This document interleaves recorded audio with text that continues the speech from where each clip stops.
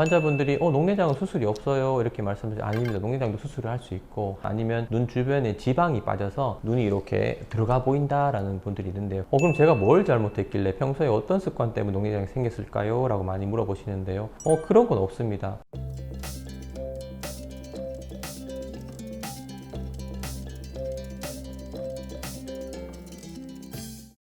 네, 안녕하세요. 조원의사장과병원의 김희준 원장입니다.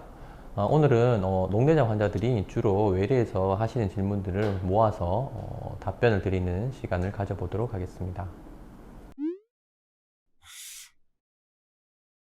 네, 녹내장도 수술을 할 수 있습니다. 녹내장의 가장 입증된 완벽한 치료는 기존의 안압을 가지고 있는 분들 중에 이 안압 대비 20-30% 정도 안압을 하강하는 방법입니다. 안압을 하강하는 방법은 안약을 쓸 수도 있고요, 때로는 먹는 약을 먹을 수도 있고요, 레이저 치료를 할 수도 있습니다. 하지만 이런 치료들로 되지 않는 경우에는 수술적 요법을 쓰게 됩니다. 환자분들이 녹내장은 수술이 없어요 이렇게 말씀하시면 아닙니다. 녹내장도 수술을 할 수 있고, 하지만 녹내장 수술을 한다고 해서 이렇게 줄어들었던 시신경이 다시 살아난다거나 시야 장애를 회복할 수는 없습니다. 녹내장 수술도 안압을 떨어뜨리는 수술이 되겠습니다. 물론 녹내장도 수술이 필요한 환자들에서는 수술적 치료를 하기도 합니다.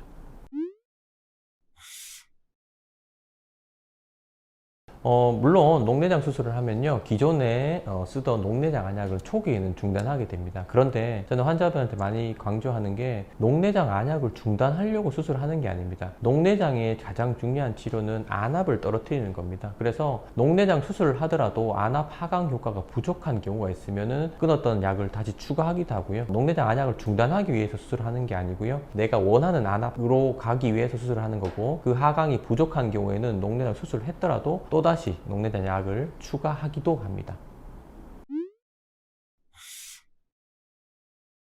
물론입니다. 네, 녹내장과 백내장은 별개의 질환입니다. 하지만 두 가지 다 이제 노년성 질환이라고, 이게 나이가 들면서 생기는 질환이고요. 녹내장이 있는 분들 중에서도 백내장이 있으면 백내장 수술을 하게 됩니다. 물론 백내장 수술할 때 녹내장이 있는 분들은 안압의 변동이라든가 수술 중에 어떤 압력을 조금 예민하게 생각해야 돼서 그런 부분에 좀 신경을 쓰면서 수술을 하게 되는데요. 물론 녹내장 환자들한테서도 백내장 수술 충분히 할 수 있습니다.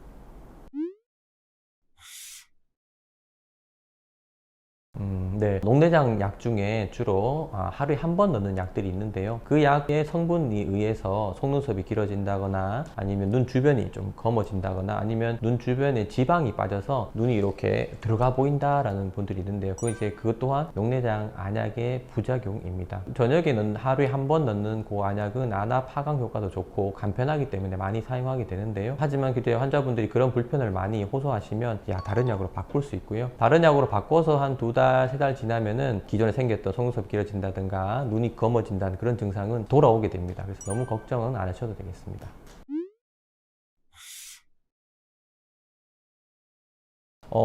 도움은 됩니다. 도움은 되지만 녹내장 치료에서 가장 중요한 것은 안압을 떨어뜨리는 거고요. 그 외에 영양제라든가 식사를 잘한다든가 운동이라든가 이런 건 정말 그냥 보조적 요법으로 생각하시고 너무 거기에 몰입하지 않으셨으면 좋겠습니다.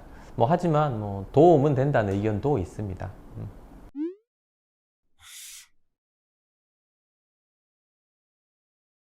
물론입니다. 좋지요. 네, 그래서 대학병원은 이제 워낙 환자도 많고 교수님들 많이 바쁘시기 때문에 자주 진료를 본다든가 질문을 많이 한다든가 설명을 많이 듣는다든가 조금 제한이 많이 됩니다. 그래서 근처에 단 이제 녹내장을 전문으로 보는 선생님이 있는 안과를 잘 찾으셔서 중간중간에 대학병원에 6개월, 1년 만에 가신다면은 그런 가까운 안과는 2달, 3달 만에 한 번씩 가서 안압도 확인하고 궁금한 것도 물어보고 하는 게 좋을 것 같고요. 혹시나 근데 어떤 큰 좀 안압의 변화가 있다든가 증상이 악화가 있다 하면은 기존에 다니시던 대학병원에 또 진료를 보고 이렇게 병합하는 것은 좋은 거라고 생각됩니다.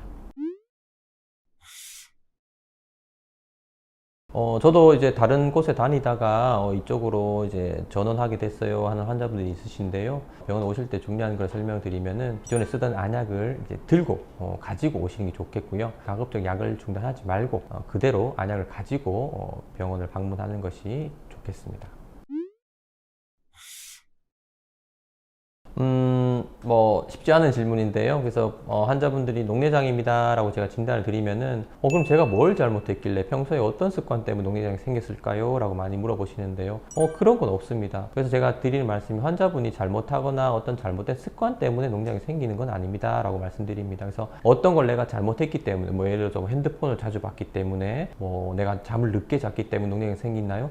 그렇지 않습니다. 그거를 명확하게 입증된 방법은 없고요. 하지만 이제 녹내장이 진단된 경우에는 안압이 오를 수 있는 그런 생활 습관을 조금 조절하는 게 좋은데요. 가장 대표적으로 뭐 운동을 할 때 이제 너무 이렇게 물구나무 서기를 오래 해서 눈에 압력이 올라갈 것 같은 상황은 조금 피하시는 게 좋고, 옷 같은 것도 넥타이나 벨트 같은 걸 너무 강하게 매서 혈액순환을 방해하는 그런 행동도 좋지 않을 것 같고, 수영을 하실 때 이제 고글이라든가 수경을 끼시는데 너무 장기간에 수경을 끼는 것도 조금 자제하시는 게 좋을 것 같고, 그 정도입니다. 그래서 크게 생활 습관을 제한할 거는 없다고 알고 계시면 좋겠습니다. 지금까지 이제 외래에서 주로 하시는 질문들 제가 정리해 봤는데요. 녹내장은 충분히 치료가 되고 관리될 수 있는 병입니다. 그래서 녹내장 치료 중에 뭐 궁금한 거라든가 걱정이 되는 게 있으시면 혼자 너무 고민하지 마시고 의료진과 충분한 상담을 하시면 해결 방법이 있으니까요. 담당 의사와 상담을 하시기 바랍니다. 감사합니다.